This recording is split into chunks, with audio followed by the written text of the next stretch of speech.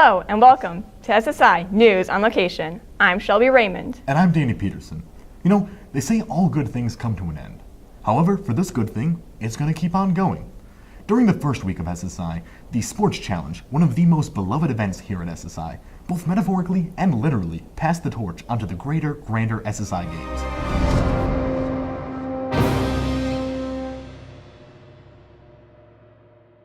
SSI Games this year will be a little different. Last year we did the Amazing Race, and it was very challenging for a lot of teams.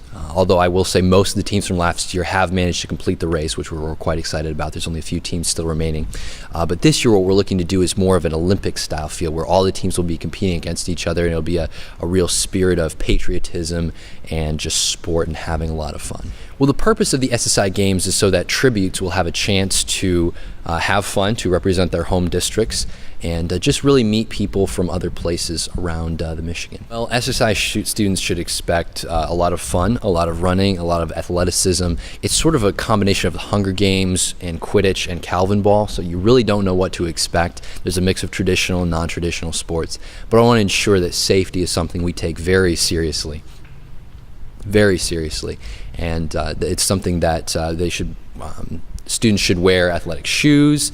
They should not wear white t-shirts. They should be prepared to run and just be active. Wear clothing that you would wear if you were going to play soccer or something very athletic. And what's the procedure if something happens as a student? The procedure is to, if you can move, come find me or find an ADC or chaperone. They will find me or Amanda Patillo, and we will attend to your injury. SSI students will be pre-assigned to teams, so they can find what team they're on by looking on the posted signs outside the SSI office or the cafeteria right before lunch on Tuesday. The sports challenge itself will take place on Tuesday between 1 and 2:30. If it's a nice day outside, it will be outdoors. If it is rainy, we will have an indoor version of the SSI Games. Here at SSI, we have several various tracks that you'll be hearing from throughout the week. We have the legislative tracks consisting of our first-time students, the House of Representatives, and of our returning students, the Senate. Both the representatives and the Senate will be having committee meetings and speeches at the Capitol later this week that will be covered.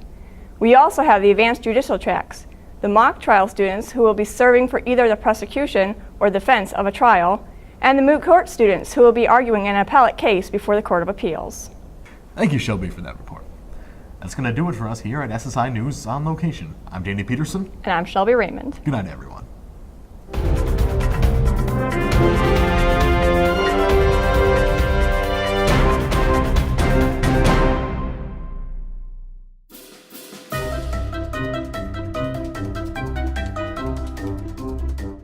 A misquote is a statement, usually a one-liner, that when taken out of context is funny.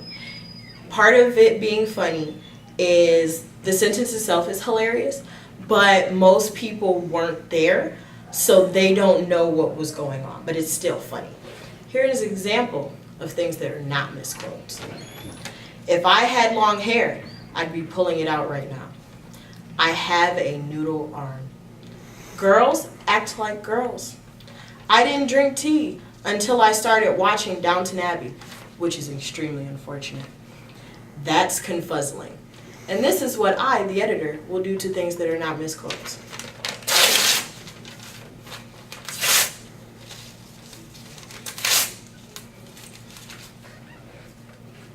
So submit your best.